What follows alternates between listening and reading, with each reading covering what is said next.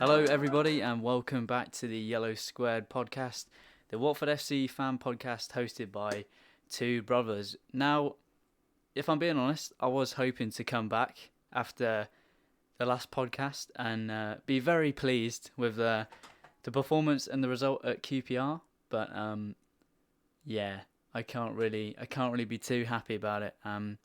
Obviously, you didn't watch it this week, James, because you were away. But I just wanted to get any thoughts that you might have had, maybe seen over social media, or just what you saw from highlights, or just general reviews that people gave of the game. Yeah, first of all, good evening, everybody. Hope everyone's keeping well.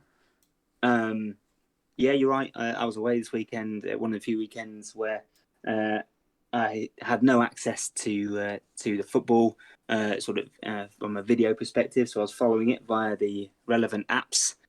It's not very often a new podcast starts up with an emergency pod for a sacking, and then the second podcast is a crisis pod. But I think that's what we've gone for. I must admit, judging by what's been said and we've spoken since, it was a pretty uninspiring, dour performance. Following it on the day, I feel like as soon as I saw QPR go 1-0 up, that sinking feeling kicked in, and it just felt like another one of those afternoons where we would go to a so-called lesser team or a weaker performing team. They would nick a goal, and then that would be it, given our troubles going forward, creating any chances. And I must admit, as soon as QPR won 1-0 up, I was pretty resigned, especially when it was 1-0 at half-time. Yeah, they scored early, but 1-0 at half-time, I must admit, I think that was pretty done for me. And, I did have gone back and looked at some of the highlights, the talk and, from all over, Watford social media and the brilliant reporting from Andrew French at the Watford Observer and some of the other podcasts out there talking about Watford. It didn't feel like there was much difference, new coach, same old problems type stuff. Yeah.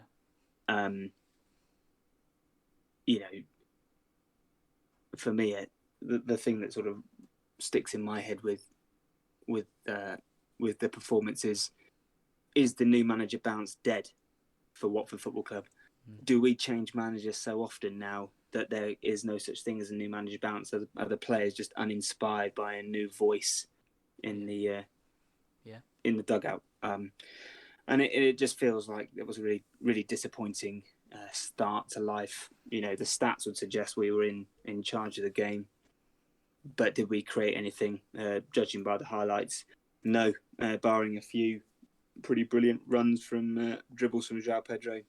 Yeah, him doing his stuff. But for me, watching from afar, it was pretty uninspiring, pretty disappointing, and Saturday evening into Sunday was pretty flat. Judging by the performance and the comments that I managed to pick up from afar. I mean, you watched the game, mate. Have I got any of that massively wrong? No, if I'm being honest, it was 90 minutes that I did just waste my life watching. As I said off the podcast, the most enjoyable moment of the first half was actually when Hive Live crashed and started showing us Burnley Wigan for about 5 minutes, which probably shows you, which probably shows you how interesting the football was. Very dull, very flat, and I do agree with you. I think the new manager bounce is gone. I think it's a myth. I think it doesn't work at Watford anymore. I mean, I saw a stat that said Ismaila Sarr has now played under 10 managers at Watford. It's since Javi Gracia was sacked. So goodness knows what's going through the players' heads when they play for Watford. I mean, that's my biggest worry. Yeah. Is what damage are we doing to these brilliant players? Absolutely. What coaching, what development are they actually getting? Yeah. I listened to the From the Rookery End podcast, hit the nail on the head. I think I don't think. I think the biggest problem, this is not a pod to be talking about Pozzo and the board and operations. I don't think so. We haven't got enough time. But I think they hit the nail on the head when they spoke about one of the major problems with the club at the moment is just how poorly people are treated. And if you are, if you're unmotivated or if you're treated poorly, you're lied to, or you're not told the whole truth about certain situations, the canteen fiasco, for example, or the Will Hughes contract situation, or there's hundreds of examples, not hundreds. There's plenty of examples, you could point to where players, were slightly misled. And I think that for me is the real problem with absolutely. The club and how it's run at the moment. Yeah. So I didn't want to. I'm not trying to turn it into not at all.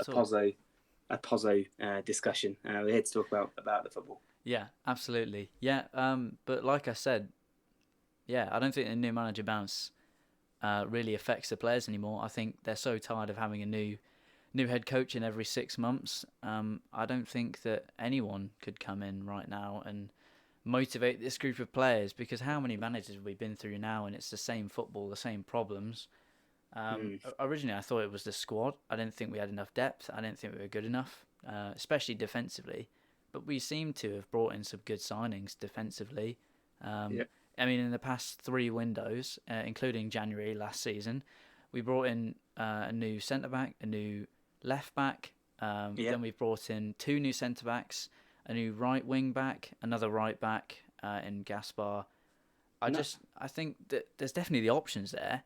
I just don't think there's anyone that could motivate these players, because they're so tired of. They just want some consistency. I think they're, in some respects, like the fans. They just want a bit of consistency. Yeah, everybody wants to know that when they wake up in the morning and they're going into the office, or they're going into work, that they know they know exactly what's expected of them. Yeah, they know they know what their job is. They know what the tasks are, and. That's much more conducive to a good performance and a team performing well. I don't think that we're in that space. I thought it was really interesting what you said. About we're bringing in defensive players, and we're plugging gaps. Yeah, I think that's really, to be honest, I think that's one of the few things in the positives column for the Pozzos.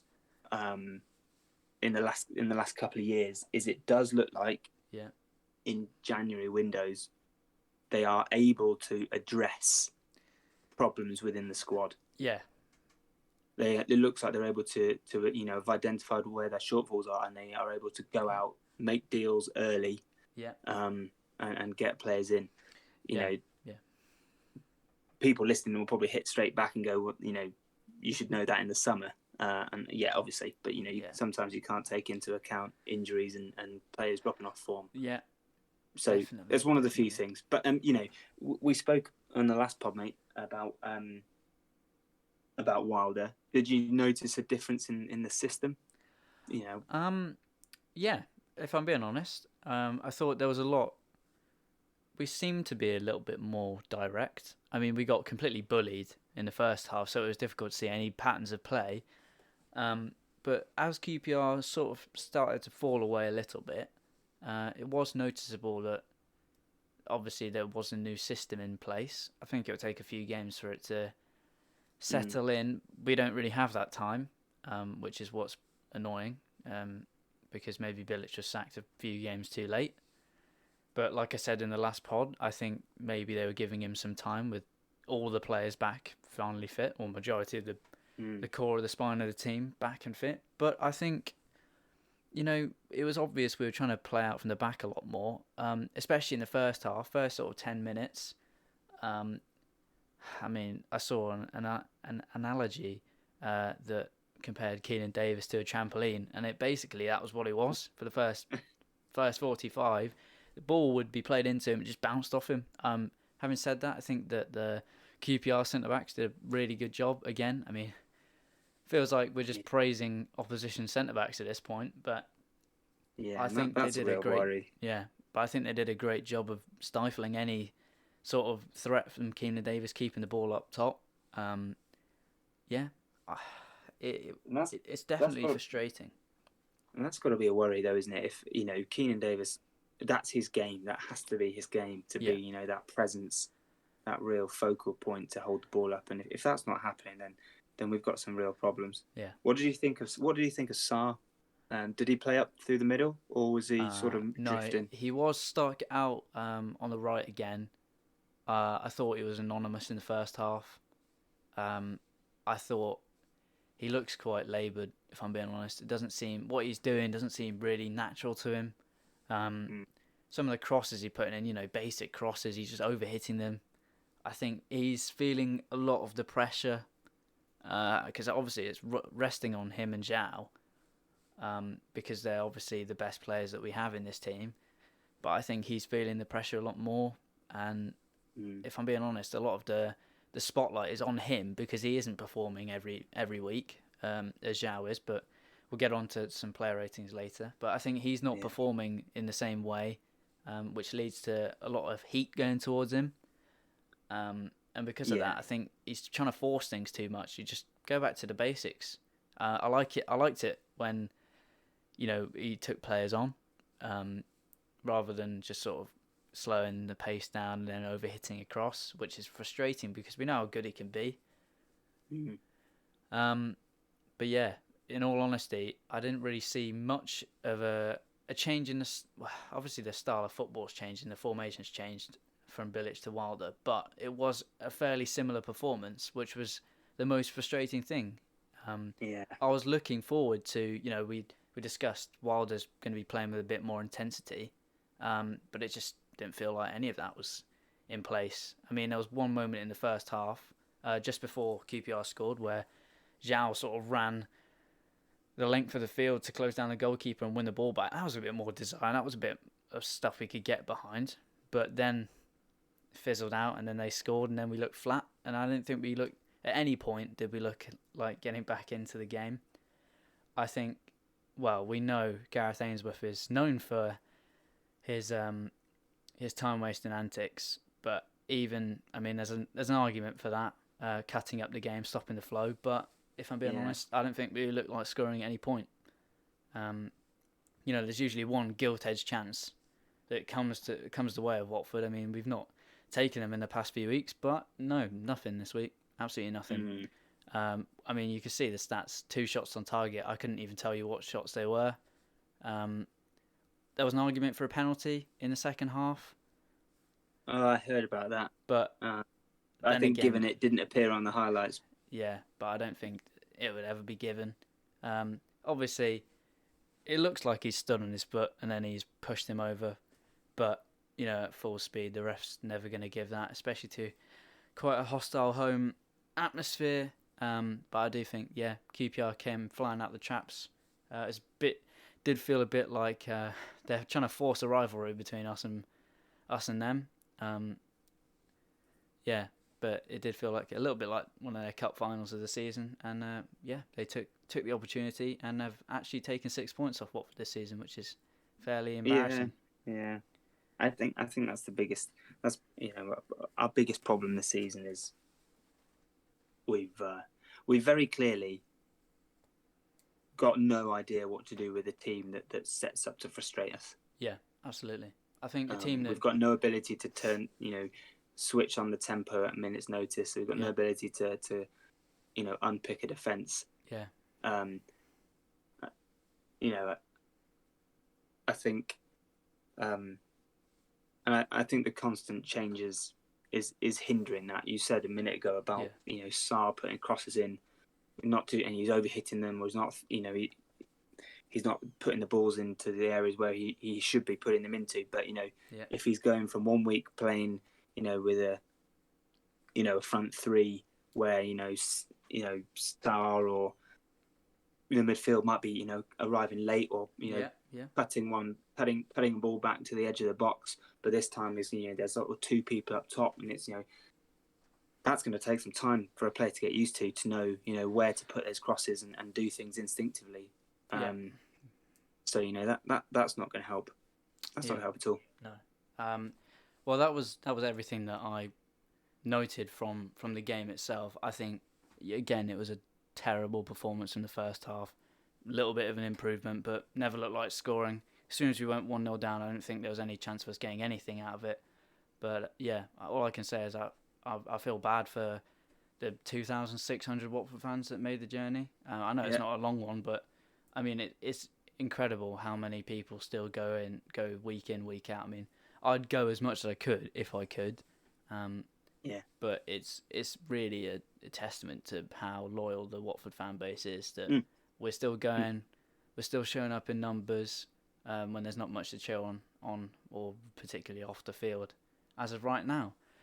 So we'll move on to some match player ratings. Obviously, it's just going to be mine this week, given you didn't get a chance to see the game. So I'll rattle through them pretty quickly, then just give you a little bit of an overview just of like defence, midfield, attack, how I thought they played, and then obviously my standout and worst performer this week. So starting in goal, I've got Bachmann at a 5. Then the back three of Hoot, Cathcart and Porteous, I've given Hoot a 3, Cathcart a 5, Porteous a 4. On the right, we had Gaspar, I've given him a 6.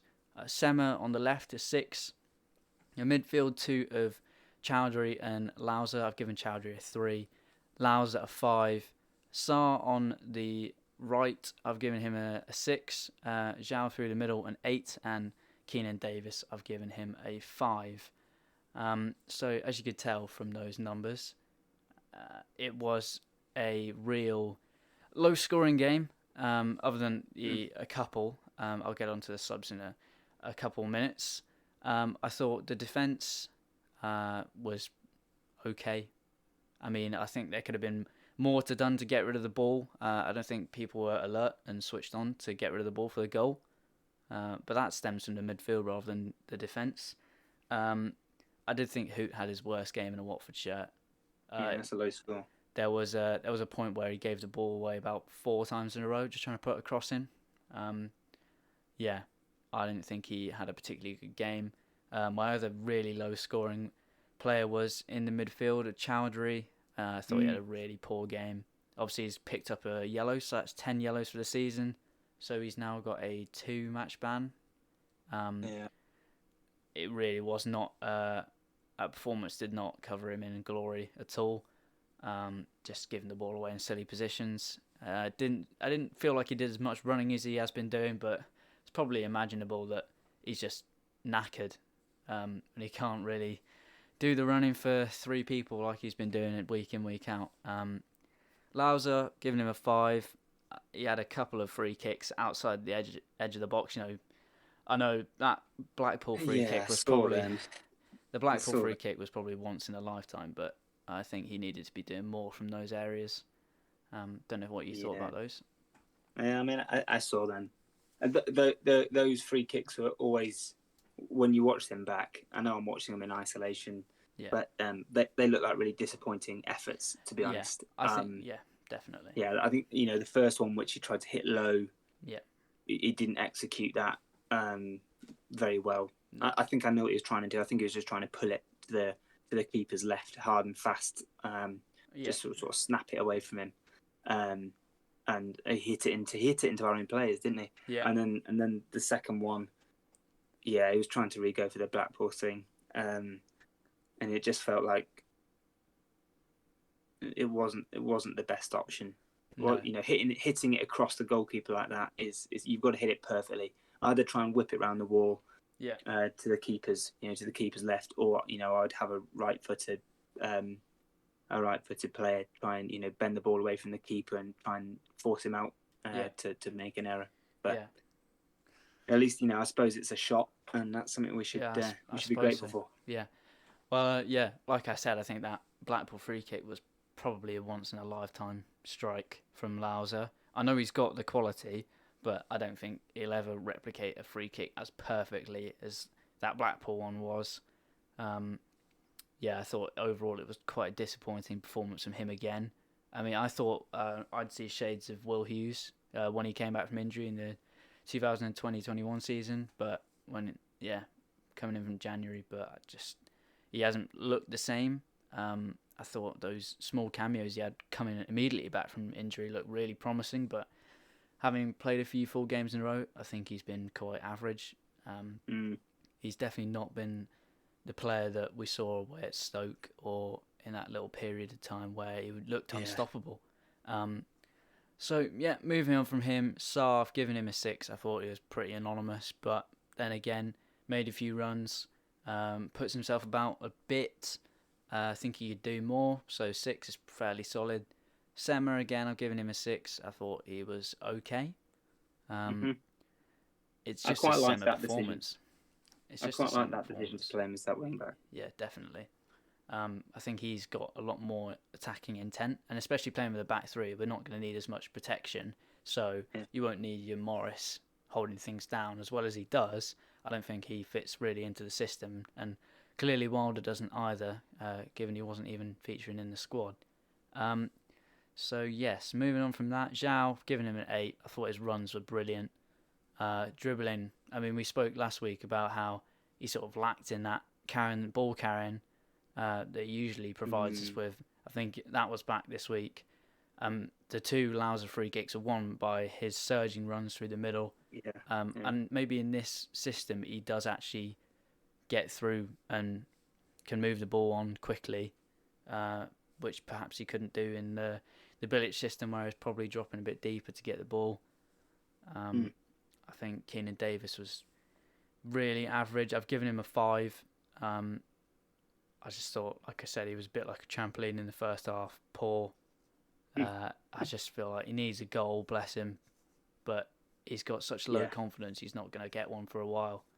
And to be honest, it's really going to affect his career because where does he go next season? I mean, his goal return is awful and he hasn't scored since October. He's so low on confidence. Where does he go next season? I mean, I hope we don't pay 15 million for him. We're not obliged to, are we? I don't think so. No, I think that was a promotion fee, was it? I believe. Yeah. But which I'll be gutted about, even if we do go up. Yeah. But yeah, I feel for him. The same way I feel for Courtney House. I think these loans have just not worked out for them at all. But like I said, he wasn't great again in a new system, so maybe it's time for Rouge to take the centre stage. Moving on to the subs, I think we can actually give Assombalonga a score this week, given he played more than 3 minutes. Did he use those minutes well? Absolutely not. I thought he was really bad. I don't think I even saw him take a touch of the ball. We were looking at his goal returns in Turkey.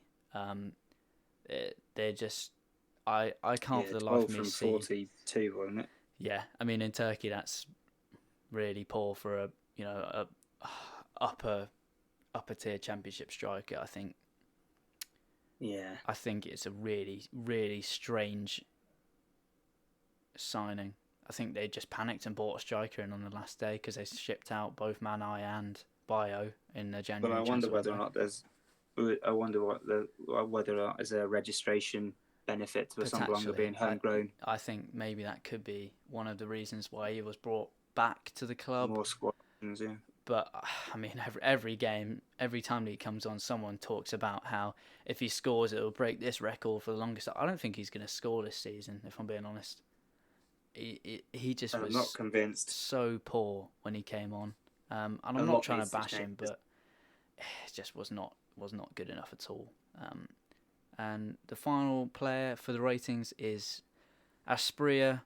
I thought I'd given him a 7. I thought he was decent when he came on, bit more direct.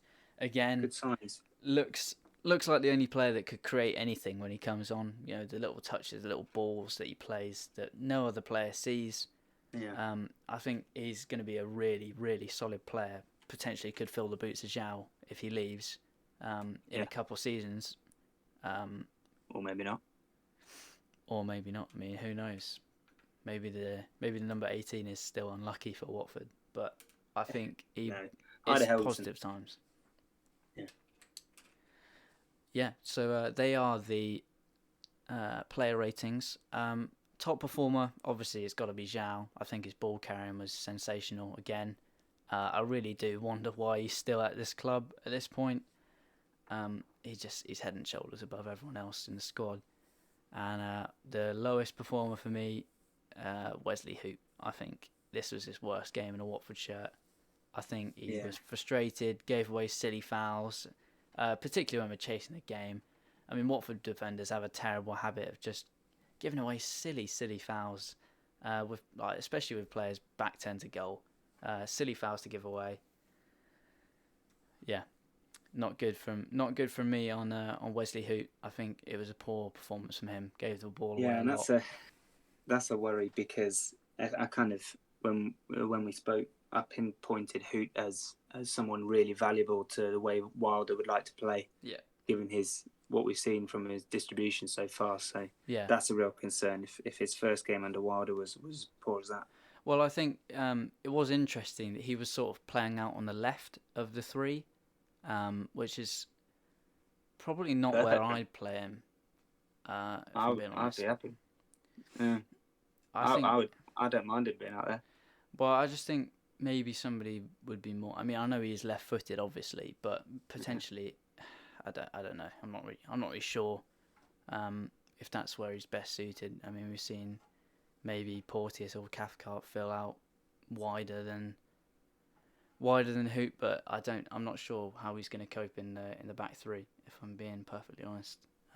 But that was not good signs.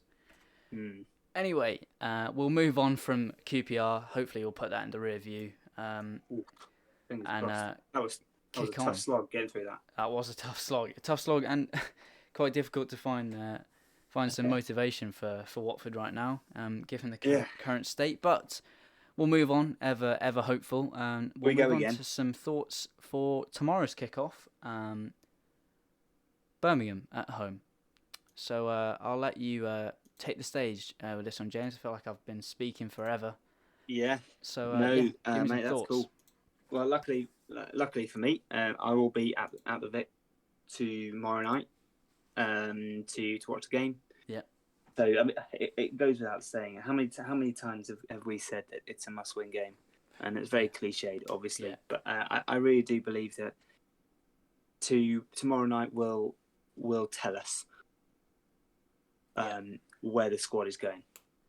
I think if we win and win well, then I think a lot more optimism comes back. Yeah.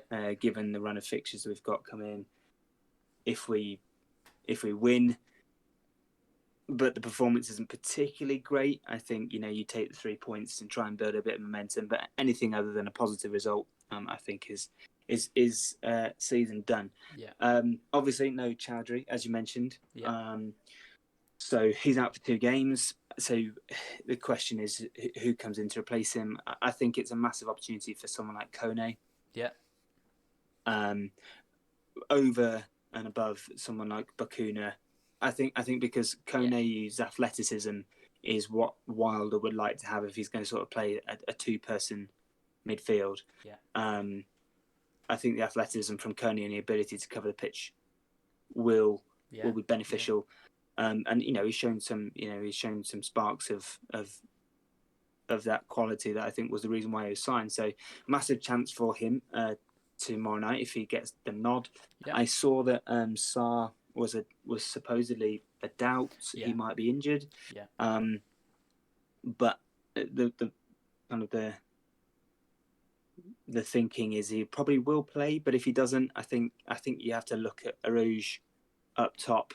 Yeah. And you go with a full-on front 2 of Arouge and Davis, with João Pedro in behind, and kind of make it a bit more of a narrow front 3 just to focus the centre backs, to give wide players, your Gaspars and Semmers, the opportunity to stretch them a little bit.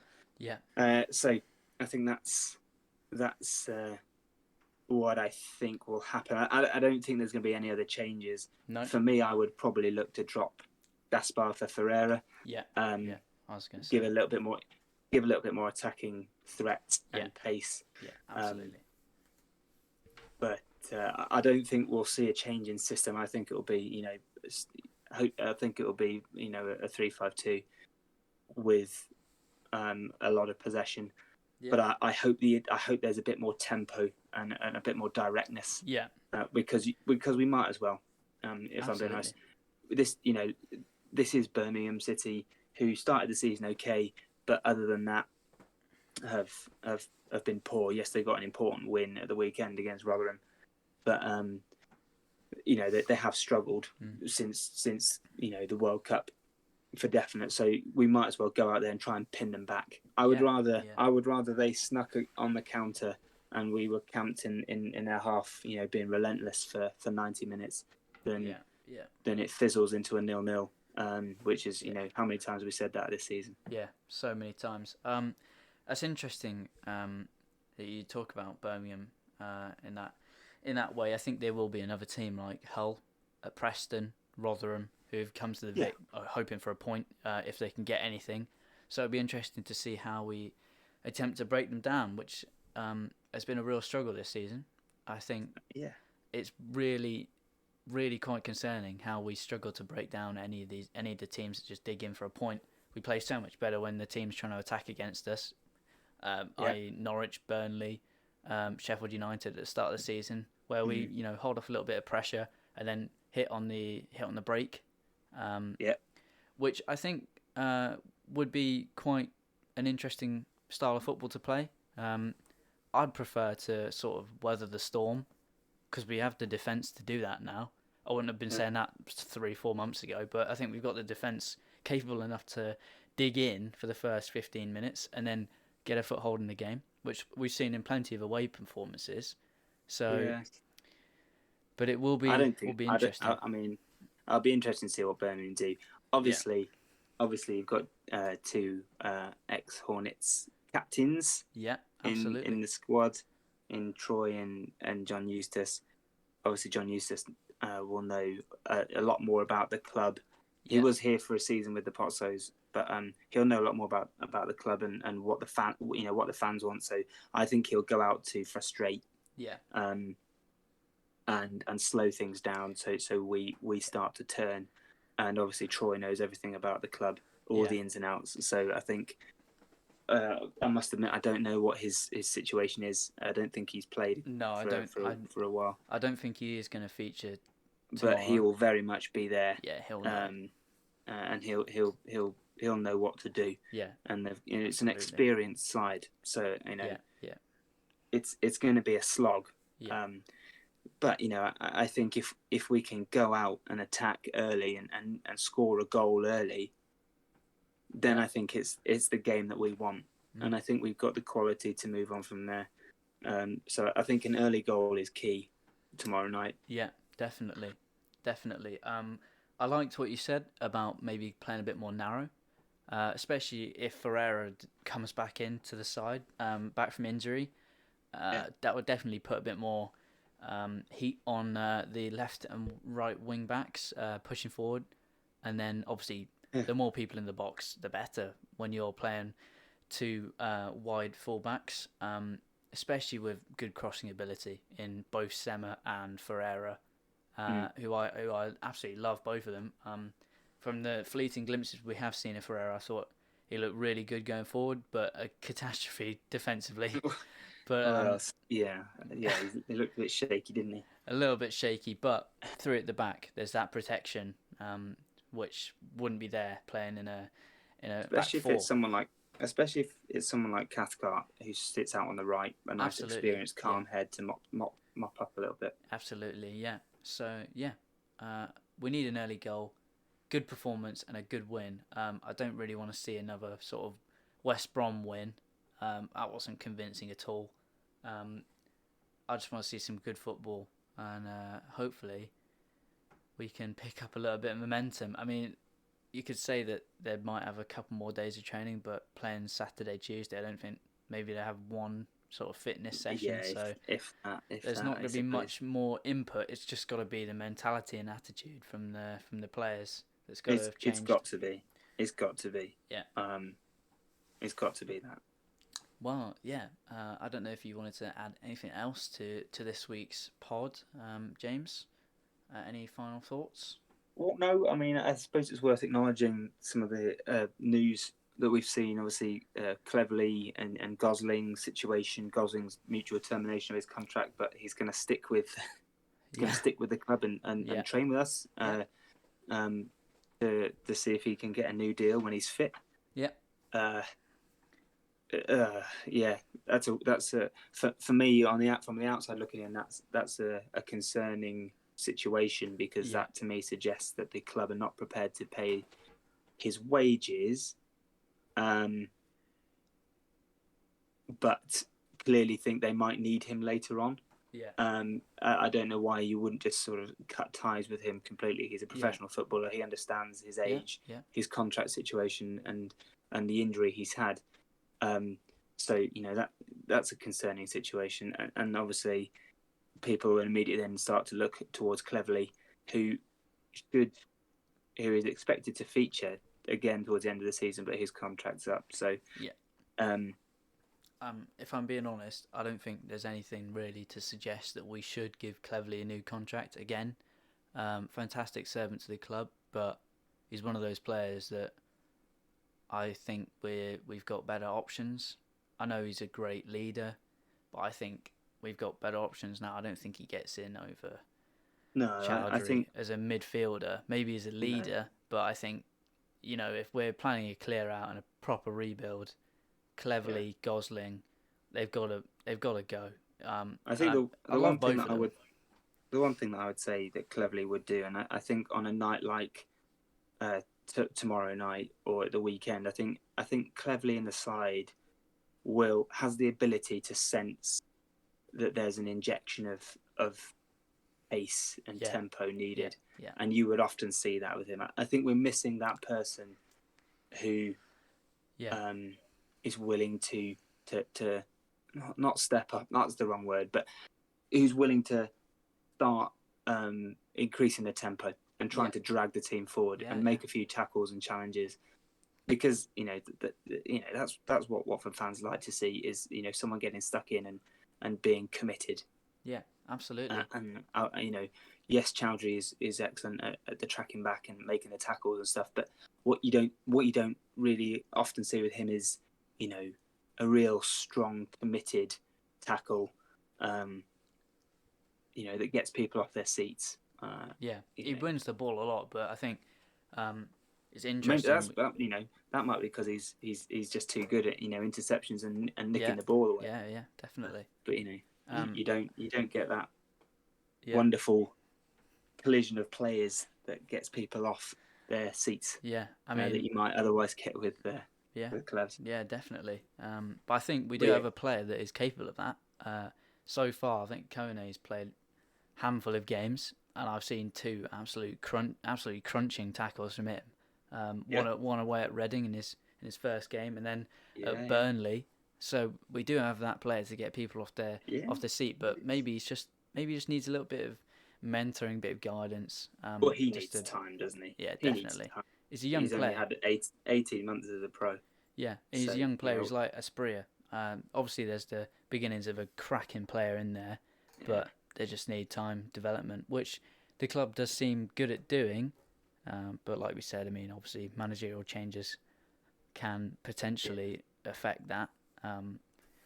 But in other news, I suppose it's you've got to acknowledge Gosling and just say fair play to him for what he did in his time at the club. Yeah, but time's up, I think. Yeah, it's a real cruel injury to get, but I don't think you can fault his professionalism and his commitment since he signed for the club. So hats off to him, and I think he can leave Watford with his head held high with everything he's given. Yeah, and I think there's a lot of admiration from Watford fans towards him. I think he's been a great player to have around the club. I saw him be around in the under-18s team. Obviously, he knows Charlie Daniels, so it could be that he goes on to do something like that in the club, maybe, which would always be nice for him to stick around, because he's a great lad. But yeah, I think unfortunately his time playing at Watford should really be over. But yeah, he can leave with a lot of dignity. As I was going to say, in other news, João Pedro's been linked with AC Milan. So the rumour mill has well and truly started. Whether that picks up any gravity, we don't know. But Yeah. I don't think there should be a single Watford fan who begrudges him that move, especially if we don't get promoted this season. Absolutely. It's good for all parties in the short and long term. Obviously, we'll get a nice payout for him. Yeah. With the requisite optional extras and add-ons that come with transfers these days, and sell-on fees. But also it will no doubt demonstrate the pathway that the club is trying to demonstrate to bring these young players into the club. Come to us, give your all, perform well for us, and we'll get you a move. Yeah. And obviously for João, the player, he gets to go to a club, of the stature and size of AC Milan. So, sad for him to leave, but you can't stand in his way. No, absolutely not. If the offer and the finances are right. Yeah, absolutely. I think no real Watford fan could stand there and say that, we can't let him go. I think, like you said, we'd get a great payout for him. He's obviously a player of real class. It's going to be a real shame to see him go and see what's going to happen to the Watford team without him. But yeah, I think he will go this summer, whether he goes to AC Milan or to a big Premier League club. I think I could bear it a bit more if he did go abroad and I didn't have to see him in the Premier League every week. Mm-hmm. But yeah, I think there's nothing you can do to stop a player of that quality from leaving. No, it's the same. None whatsoever. It's the same as like if Sheffield United don't go up, I imagine Iliman and Diaye will leave. And there's a few other players like that as well in the Championship where if teams don't go up or they have a bad season, Chio Ogbene from Rotherham, he'll leave at the end of the season. Victor Gyökeres, he'll probably leave at the end of the season to a bigger club. The Championship is a great league as a pathway into better things. So you can't stop the way of any of them really. No, not at all. Not at all. It's cracking stuff. Yeah, absolutely. So we'll just run through a few of the local results for this week to end off the pod. So we'll start off with Stamford. They are currently still top of their league. Another 2-0 win this week at home to Bedworth United.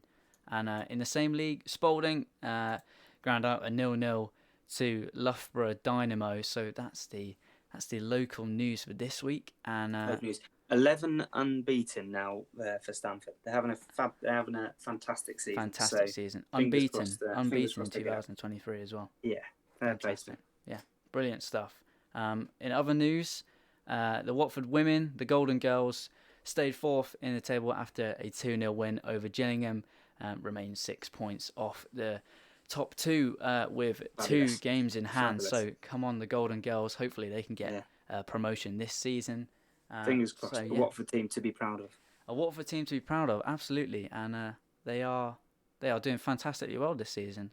Brought in some new signings I've seen, and they seem to be playing absolutely fantastically, getting on the score sheet and doing really well. So come on, the Golden Girls. Hopefully they get promoted. Hopefully Stamford get promoted this season as well. So there's a little bit of optimism in the footballing world for us.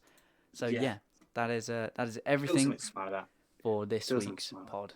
Absolutely right. And, so that's everything for this week's podcast. This week's edition of the Yellow Squared pod. Thank you very much for listening. If you do enjoy, please don't forget to subscribe. We're going to be bringing out new podcasts every week. You will see a bumper episode next week where we do a little bit of a review of the Birmingham game, fingers crossed, and then the game after. It will be fantastic, the bumper episode. Thank you very much for listening, and we'll catch you in the next one. Thanks, guys. See you later. Stay safe. See you later now.